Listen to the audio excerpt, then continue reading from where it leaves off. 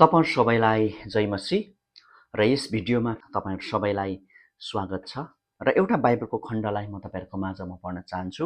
यशाया 9 अध्यायको 2 खण्डमा यसो लेखिएको छ। अन्धकारमा हिँड्ने मानिसहरूले एउटा ठूलो ज्योति देखेका छन्।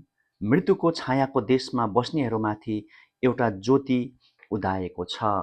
आमेन। वर्तमान संसारमा मानिसहरू अन्धो मानिस जस्तो यस अन्धकार संसारमा हिँडिराखेका छन्। सत्य के हो, सही के हो खोजिराखेको हामी देख्न सक्छौँ। भनेदेखि अर्कोतिर चारैतिर त्रास, डर, मृत्युको भय, यस्तै विभिन्न कुराहरूले मानिसलाई अशान्ति बनाएको छ। मानिसको हृदयमा भय उत्पन्न गराएको छ अनि मानिसहरू यसै भयको कारणले गर्दाखेरि निराशामा, हताशामा बाँचिराखेको हामी देख्न सक्छौँ।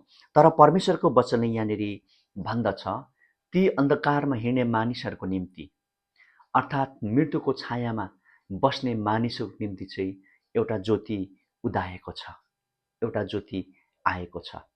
अनि परमेश्वरको वचन दोस्रो कोरिन्थी 4को 4 खण्डले पनि यसरी भन्दछ र म तपाईहरुको बीचमा फेरि पढिदिन चाहन्छु।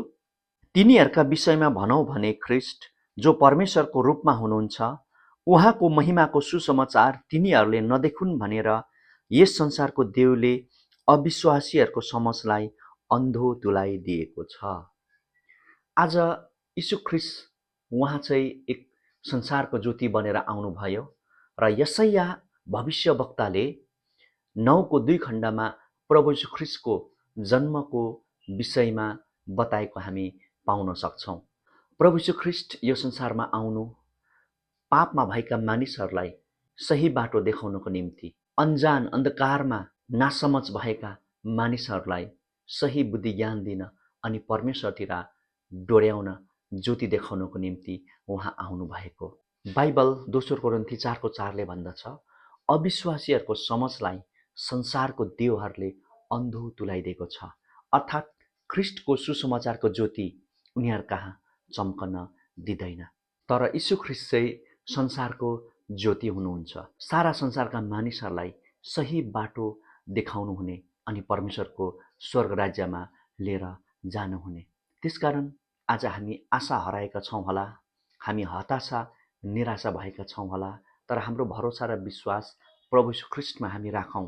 अटुटसँग उहाँमा हामी भरोसा राखौँ, किनकि हामीलाई सही बाटो देखाउन ज्योति बनेर उहाँ यो संसारमा आउनु भएको हो। त्यसैले यशाया अगमवक्ताले भन्दछ, एउटा ज्योति उदाएको छ र त्यो ज्योति अरू कोही होइन, प्रभु यीशु ख्रीष्ट। र उहाँमा हाम्रो पापको क्षमा छ।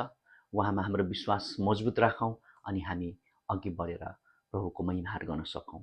परमेश्वरले हामीलाई आशिष दिउन्। सबैलाई जय मसीह।